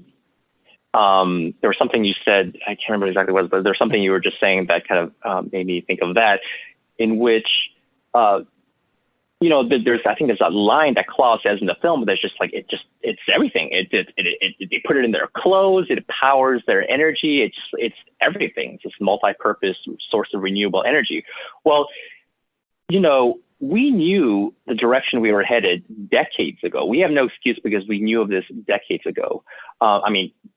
Access to this information for the average person has varied, but certainly politicians knew about this, scientists knew about this, decades ago. And had we prioritized it early enough, we could have transitioned to an energy infrastructure in which we could pursue growth without this tremendous cost on our natural environment and therefore our own physical and mental health. And I meant to talk about this, but I didn't. I just kind of got sidetracked. But there are so many ways, again, because ecopsychology is kind of a relatively younger branch, but there are so many ways, and research is showing this, that our mental health is tied into the health of our environment and our ecosystem. We just don't realize it. We just don't think about it, and it's not taught to us. And that is one of our great current societal failings. I mean, just look at with the droughts and with the wildfires, people are losing. There's an entire town out here in California was decimated by a wildfire. And it's just wildfires are getting worse every year. And they are absolutely linked to climate change. And just think, okay, you've just gone through this trauma of losing your house. Well, now the air is horrible. It's, air quality here is abysmal, and it's causing respiratory problems. Okay. And then there's inevitable breakdown of social and community support in the aftermath of any natural disaster. We've seen this, we saw this very dramatically after Katrina. And, initially in the first few days, it was kind of coming together where people are sort of bonding over it. But then as people are struggling for their own basic needs, there's a kind of a natural sort of falling off of mutual social support, very understandably so. And then so you just lost your house, you're struggling with your basic needs, your health is going downhill, you have no social support. That's just an absolute calamity from a mental health perspective. And just multiply that collectively and just imagine, what happened. I mean, COVID alone, I think, is already, and COVID is one part of the big picture, but COVID alone is just showing the mental health cost of not understanding the link between our collective mental well-being and these kinds of issues. I just may have taken us on yet another tangent. I'm sorry. No, it's okay. I mean, I don't know what I'm doing here. You're doing great. Like, even your point even stands. Like, you're talking right now on a massive scale and tying what we see in Wakanda back or to our real world, which, like I said, all art is just a representation of reality anyway. But even like the maintenance of an environment is something that we as therapists work with clients on all the time, that even in the microcosm of your house, your office, your car, once things start to get into disarray in your home, that it starts to wear on you. And when we talk about something as large a scale as the entire environment and the climate of our planet, that not recognizing that creates an ongoing sense of fear that keeps people at a constant state of anxiety, arousal, that is going to change how people are even cognitively able to process information. And depending on where they're at with it, where their level of anxiety is, we see that as an explanation for why there's so much rejection of truth and fact, and why there are some people that adhere to doom scrolling and fear mongering to try to get people to change, and why some other people it is so far beyond their limit of understanding or their ability to accept danger that they reject it outright. And your points tie into what we see in Wakanda in this film, where, Killmonger comes in and disrupts and changes their entire culture and forces them to reckon with the fact that you all are letting people who look like you all over the world, people who are descendants from our continent, be mistreated because they have been left without resources and been playing a game that they weren't given all the pieces to, and have been losing that game for centuries, and you all stood by and did nothing. And the one tribe with the rhinos, I wish I could remember them, but Daniel Kaluuya's tribe, we see his anger at recognizing that, you know, Ulysses Claw has come in and caused him personal danger or personal injury, and him being so angry and wanting that revenge, and recognizing that this shield that they keep the world in is not going to hold forever, that it's already cracking and crumbling, and that Killmonger has a point. He absolutely does. And see, what you're saying brings us full circle, because as things fall apart, who is going to be the one who suffers the most, at least in the earlier stages? It's going to be the usual people, the disadvantaged, the marginalized people, people lower on the socioeconomic scale, you know, people in disadvantaged communities. We're already seeing that with just the way with natural disasters affect people in poorer communities more. And this thing just becomes like this negative feedback loop where in the earlier parts of this conversation, we've been talking about like the micro units of like individuals and their families, and how when you just, as you just said, when things go in disarray, how that affects mental health on that level. And then when you have sort of like collective disarray, that kind of comes back and affects the micro unit, which then feeds back into the macro unit of society in various ways. And it just becomes this downward spiral. And that's the danger, you know, like somewhere in that loop, something has to be interrupted somewhere in that loop. Yeah, I think the ultimate thing that many people point to, and I know I've had this conversation with colleagues, is, all right, so then what do we do? Is this a top down? Is this a bottom up? In other words, is it truly the idea that every individual with the knowledge that they now can find out through the ultimate ubiquitous source of the internet that, you know, allows us to go through any rabbit hole that we need to get the truth or whatever bastardization that is available to us? Do we use that and then start to reform not just our single units within our households and our families and our friends, and then do we try and, you know, make that effort expand from that realm? Or is it a matter of what many people, of course, you know, shout at the heavens with regards to government legislations, other diplomatic policies, treaties, et cetera, et cetera. I am not pretending that on my pay scale I have the answers to these sorts of things, but I will say that at least talking with patients, the existential angst that is created just from the discussion, or when they do have that certain level of awareness, it's the type of thing that doesn't go away. I usually am talking about their individual lives and circumstances that have brought them to my hospital or whatever to you know, deal with the moment.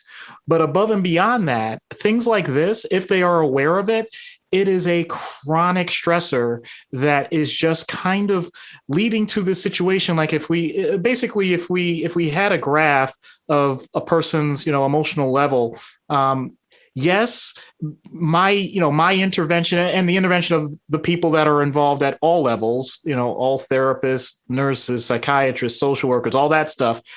Yes, we do lead to a positive, you know, upswing. But if you zoom out and look at it over a decade or two, depending on the types of underlying chronic societal stressors, depending on where they are in their life, you can see the trend downward at a much more, you know, at a slower and insidious pace that people don't recognize on the macro scale.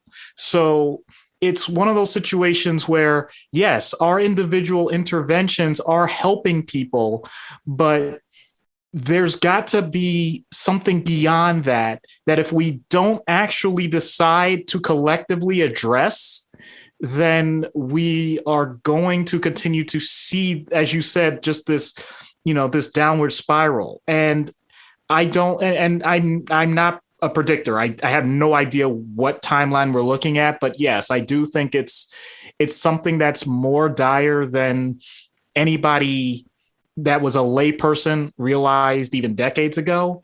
But being, I'll admit, I'm not in academia now, but I know enough people that are in academia where everything that you said, I mean, that was not a surprise to me. None of that is a shock, and it shouldn't come as a shock to anyone.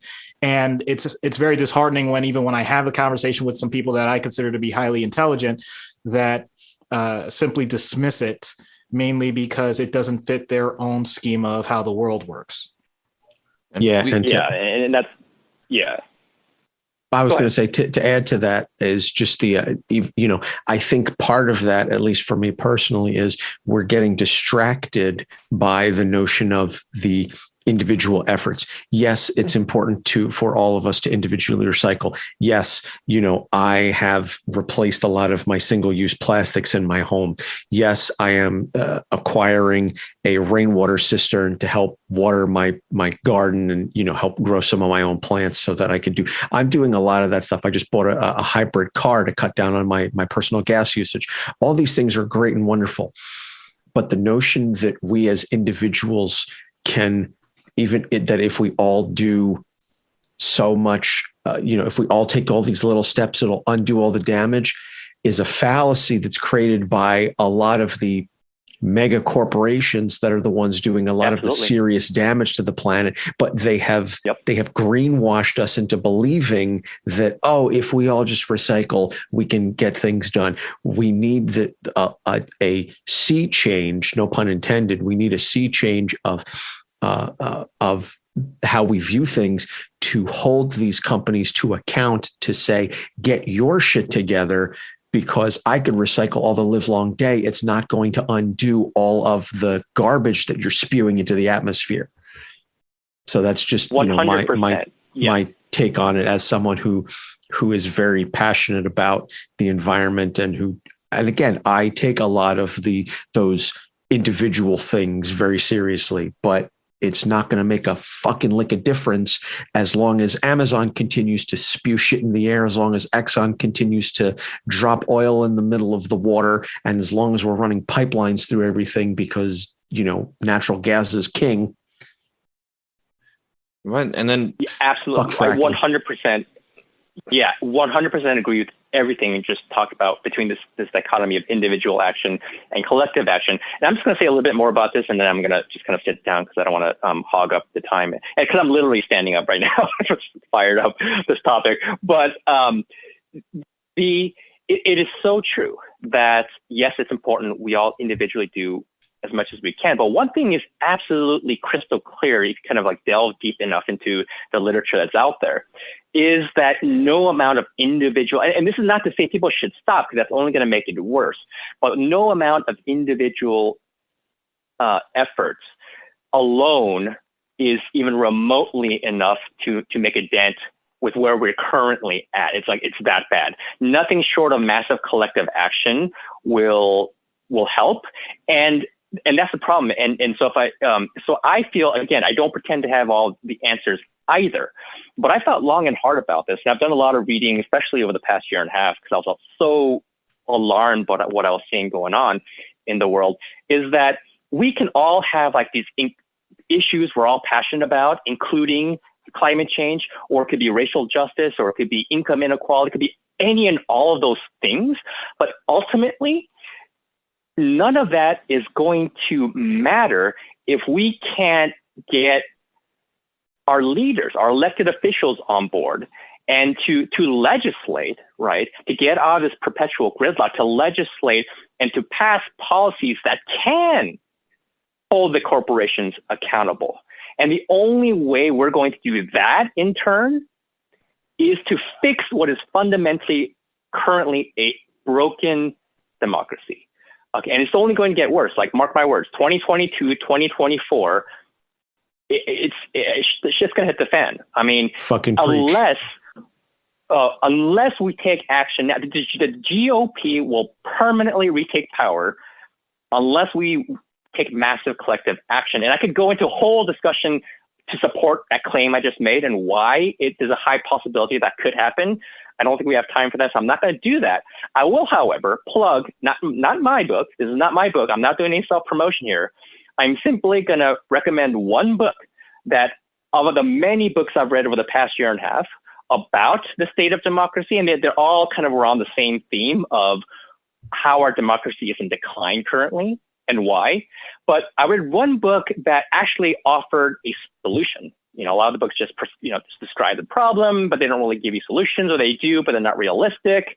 This one gave a very realistic, concrete, step-by-step plan of action. And above all, most importantly, it was actually realistic, okay, in my personal opinion. And I've read a number of these books, a lot of them. So unfortunately, it's not written by some famous pundit or political commentator, and maybe it's not getting as much attention out there.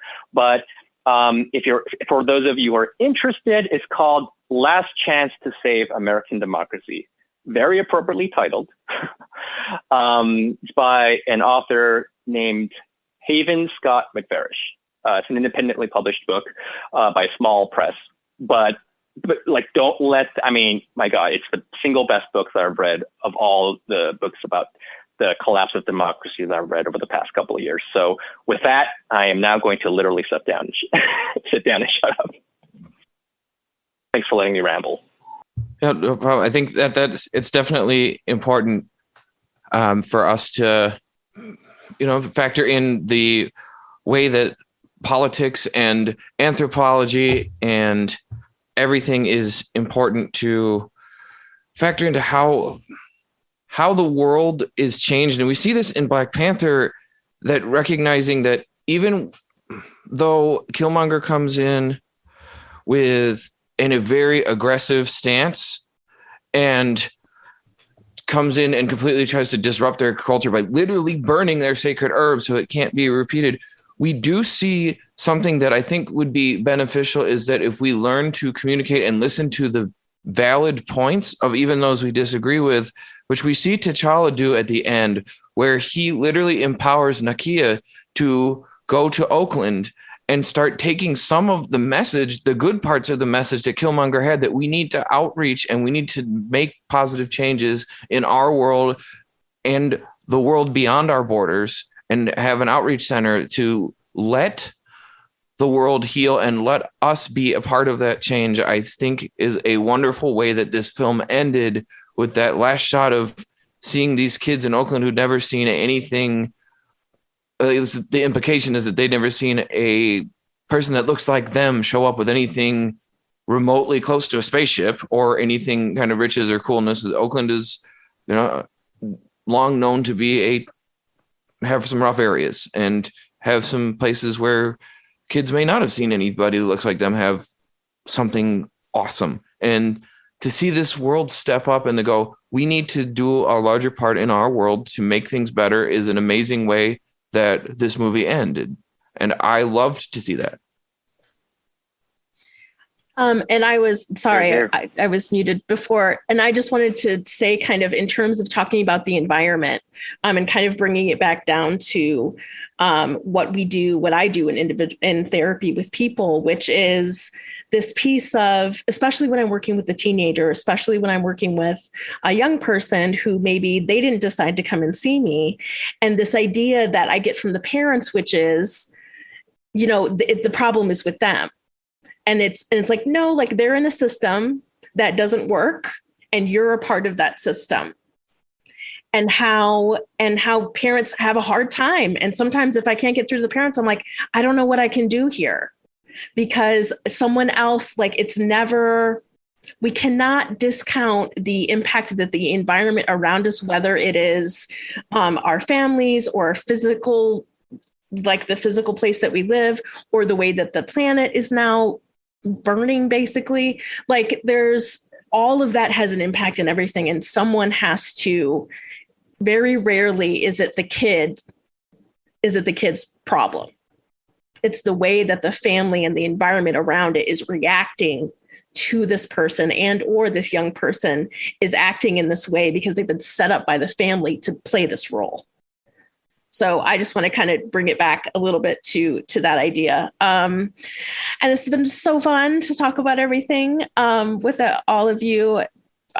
haven't enjoyed a recording like this in I think a while. So we're just going to move to final thoughts. So we kind of just go around and talk about how much we love or don't like the movie. But before we do that, let's take a quick 5-second break here. Breaking news. This important PSA is brought to you by manscaped.com. This is your pubic service announcement and the news you've all been waiting for. The Manscaped engineering team has confirmed that they have successfully created the Lawnmower 4.0 trimmer, which is now available for purchase in the USA and Canada.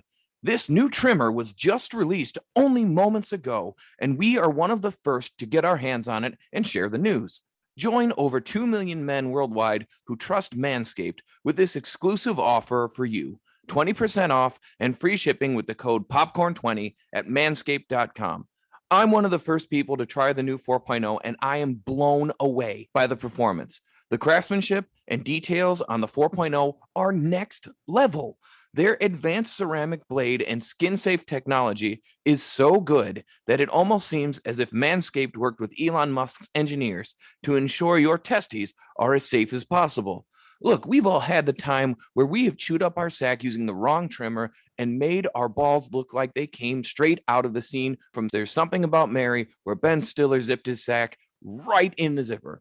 We have all had that awkward moment where we explained to our date after we trimmed our nuggets and tenders that, you know what? I had an accident. I had an accident when trimming, and that is why there are weird shaped scabs all over. We don't want to have that conversation anymore, and you don't have to. The new Manscaped trimmers are so much better and so much different than other ones. So what makes these trimmers different from all the other trimmers? A new multi-function on or off switch, which can engage a travel lock, created for people who like to travel. The Lawnmower 4.0 gives you the ability to turn on the 4000K LED spotlight on and off when needed for a more precise shave.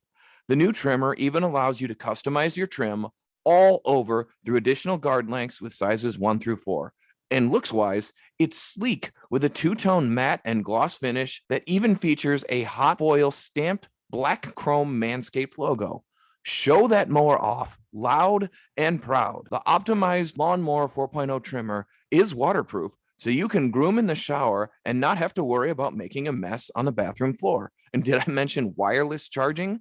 The Lawnmower 4.0's new wireless charging system uses electromagnetic induction, which can help battery length last longer. If you're still trimming your face with your ball trimmer, it's time to make some changes. Get 20% off and free shipping with the code POPCORN20 at manscaped.com. No person wants to end up with pubes in their mouth, and your balls will thank you. Get 20% off and free shipping with the code POPCORN20 at manscaped.com. That's 20% off free shipping at manscaped.com and use code POPCORN20. Unlock your confidence and always use the right tools for the job with Manscaped. And let's move ahead into our final thoughts. So who wants to take the mantle of taking the first stab at this? Hannah, I know you love this movie so very much. Maybe do we want to start with you? I'll just go. It'll just be easier. I mean, usually I want our guests to go first, but I'll talk about it really fast.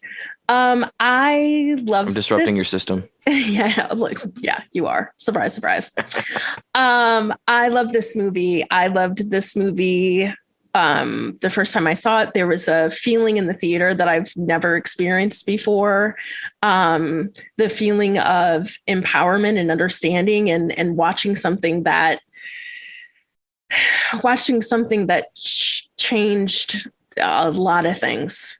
It changed everything kind of in terms of the way I can talk about what it's like to be a person of color with my clients. And I've used Black Panther on multiple occasions in terms of talking about how, just as a really quick example, I have a young person that I work with, and we were talking about the What If episode and how we both kind of felt like it was good and it was okay, but there was something, and I said something about how they took away his beautiful, healthy, grown-up growing, like the part that he had that no other superhero had, of this really beautiful family and this culture that felt so comfortable and so beautiful. And they took that away from him in that What If episode.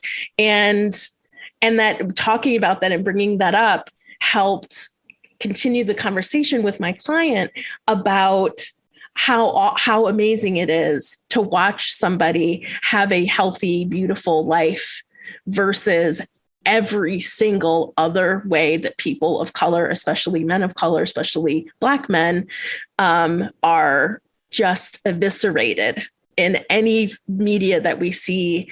And how he texted me when Chadwick Boseman died. And we sent emails back and forth because it was so devastating and continues to be devastating. It's the first time I watched the movie since Chadwick passed, and it was hard.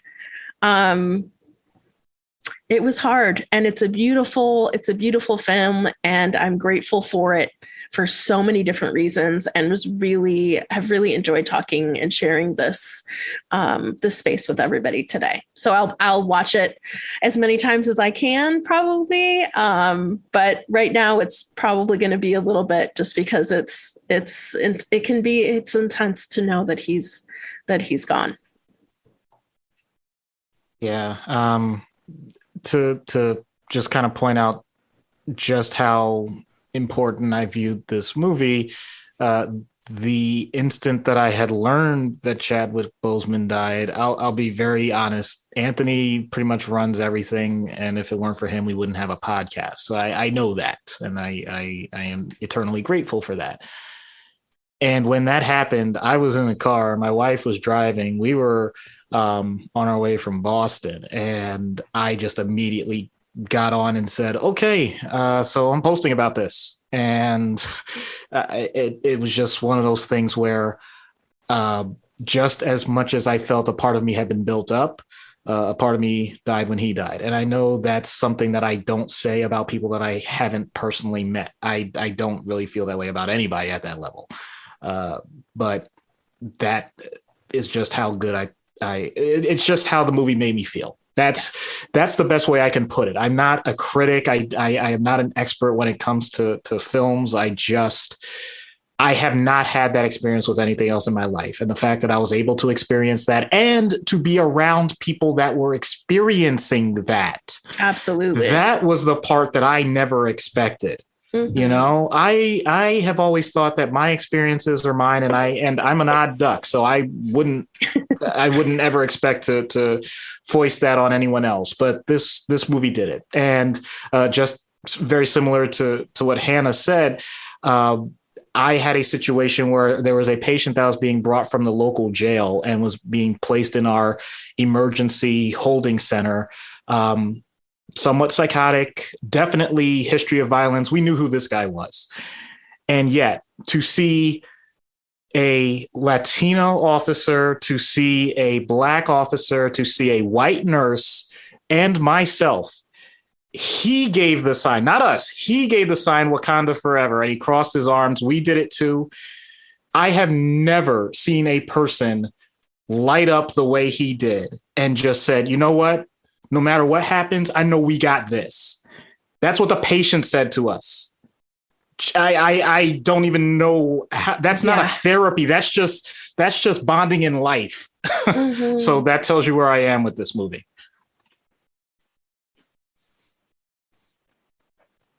Yeah, I'll go next. And for me, I had said previously this was a very powerful thing. I enjoyed it not just because of Marvel, but because I had an inkling this was going to be, a powerful thing, but I don't think any of us could have foreseen just the global phenomenon that it became. Like I said, I knew it was going to be successful because it's a Marvel movie, but I was just blown away from jump. And then, after Chadwick's passing, we actually ran sort of like a live chat, like a viewing party, so to speak, for the movie. because I think ABC was running it like without commercials, like 2 days after he died. And so I got on a house party or some app, and I was just like, any fans of the show that want to join me. And like I live tweeted, and there was like a whole bunch of people that were live tweeting about it. And again, it was just wonderful to have that mass experience of something that very clearly meant and continues to mean so much to so many people, and to just all go through this collective joy and grieving process simultaneously. It was just a really powerful thing, and I'm very grateful to Ryan Coogler and to Chadwick and Kevin Feige and everybody who put their heart and soul into this movie, because it shows. And I only hope that the sequel will be even half as good as the first movie, especially given, I want to know what they're going to do and how they're going to address Chadwick's death, but I'm looking forward to it either way. So. Me too. Oh, Daniel, what are your final thoughts, sir? All right, so I'm just getting settled back into mild manner Bruce Banner form. I think you all witnessed how I can go from quiet Bruce Banner to raging Hulk. I'm talking about something I'm passionate about, but back to my calm, quiet self. I share a lot of the same things that people are expressing about, the character in general, film, the talent associated with the film, Chadwick Boseman, obviously. And I'm trying to think about how to kind of wrap up my sort of contribution today in a sort of brief way. I sort of at a loss as to how. And that's because I just love this character so much, and for so many different reasons, that I just kind of don't really know what to say in a way that would be brief and kind of do justice to the way I feel about it. There's a reason I just kind of keep coming back to this character, like over and over again in my own writings, for example. I have a lot of characters in comics, not just in the superhero genre, but encompassing every genre. That I have a lot of characters that I love. But if you were to force me to choose just one superhero character who is my absolute number one, then it might very well be Black Panther. Sometimes I think about this and it goes back and forth from Black Panther and Spider-Man. And by Spider-Man, I actually more accurately mean Spider-Verse, because I was profoundly moved by the Spider-Verse storyline in the comics and the movie. But Black Panther is definitely one of my all-time. Definitely in like the top two. And there's so many reasons for that have been touched upon by all the different people gathered here today in this podcast. And so I kind of don't want to repeat any of those things. I feel like it'd be repetitive. But I don't know, in some ways, my being at a loss for words as to what to say, I feel like says it for me. Just that, and I think a lot of people share that feeling as well. A lot of people who relate to this character in different ways. It might not be in obvious ways. It might be in some ways that are kind of hard to explain, and yeah, I don't know. I feel like I should just stop right there, because I feel like I'm just going to kind of babble and not really know what I'm saying. But what I'll say is that this has been a wonderful experience. I really appreciate the opportunity to come on and not only listen to so many wonderful, intelligent, thoughtful perspectives, but to have a chance to also offer my own perspective. And I know I was kind of all over the place a little bit, starting from climate change to eco-psychology and eventually ending up in politics. But to me, those aren't separate things. Those are all one thing. And if anything, really, that I feel like the entire Black Panther mythology really, really does well is to show the holism of, like, the holist nature of reality. I think we in the modern West really suffer we tend to compartmentalize things and separate them. Everything is like individual separate particle, rather than like a continuous wave or continuum. And in fact, so this is kind of what my and Scott's chapter in Black Panther Psychology was about, was a holist view of reality and the way reality actually works. So yeah, no, I just thank you guys. And oh, by the way, I'm super excited about, I just found out this today while I was like browsing around. So there's this young adult book called Black Panther, the Young Prince. I don't know if any of you ever read it, but it actually ended up being one of my favorite Black Panther works in any medium, because I don't know what it is. It's like an all ages book. It's like, it's like adventure, kind of Harry Potter-ish, but there's something about it that's so magical. I have both like the book and the audiobook version of it, Black Panther, the Young Prince. It's one of the best audiobooks ever, because the reader, Dion Graham, just does an amazing job. I have no connection to this, by the way, because it sounds like I'm plugging something I'm connected to, but I have no relation.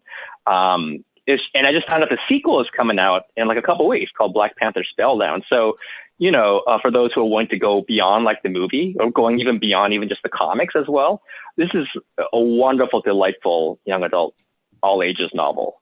Black Panther Young Prince is the first one, and the sequel is coming out, Black Panther Spellbound. Oh, be sure to check that out. And thank you for joining us and for your perspectives today, because they definitely took us on a direction I don't think we would have probably covered. So having you to cover that perspective was really valuable, and happy to have you on. I hope our listeners really took something from that, because this film tied in all of that. Mm-hmm. This is such a massive film. It's one of the ones that you can't just watch one time and take all of it in. It's so powerful. It takes multiple watches through multiple layers, and they cover all of this, all of it. And I just, really appreciated having your perspective on today. Thank you. Right. So I guess how that leaves me, huh? I know I sort of said it there, but I think this film was an absolute achievement in filmmaking that I hope can be only elevated by the second one. I think my biggest hope is with the loss of Chadwick, that what happens with the second one is that the mantle of Black Panther goes to Shuri, and the same thing that we saw happen for people having the chance to look up to an African-American or an African man, that we see the same thing happen for women, where we see Shuri take on this mantle and a movie get carried by an African woman that steps into this role of power, and that people get that same feeling from seeing that happen. I would love to see that. And I think the world needs that. And I just was so amazed at this film. It is beautiful. It is deep. It is detailed. It is layered. It covers so many different aspects of allowing us to become lost in a culture that is not our own, while it also strictly maintains and adheres to its own rules and does not bend to Western influence to solve its problems through their own lens. And I thought that was one of the most important things about it. Seeing M'Baku and the rest of the Jabari tribe bark down Ross when he starts chiming in for the typical, here's a white man to save the day. And they're like, fuck you, you go fly a plane. We do need your help, actually, because you're a pilot and you can do that. But like watching Winston Duke box him out of the final herb ceremony and go, this is not for you, I thought was a powerful symbolic message that this film had, that even I, as a white man watching this film, going like, I understand that while this film is for everyone, this is not for me. And that's okay. And I appreciate being able to have the experience of coming along on this ride while recognizing that some of these messages, some of these things, these aren't for me. And that's okay. That's good. Let's have more of that, please.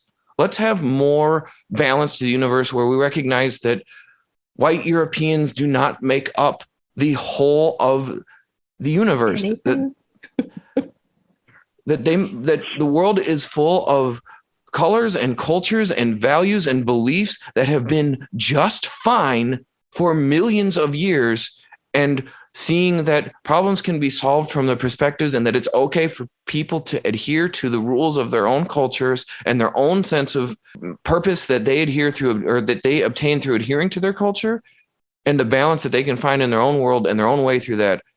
I thought that was beautiful. And Chadwick Boseman, as well as seeing Okoye and seeing Nakia, all of them find identity and roles, and Shuri all adhere to their own narratives, their own stories, their own strengths and purposes, and not at any point in time sacrifice who exactly they were to solve their problems. And this film is just an absolute marvel beauty, and I look forward to watching it time and time again.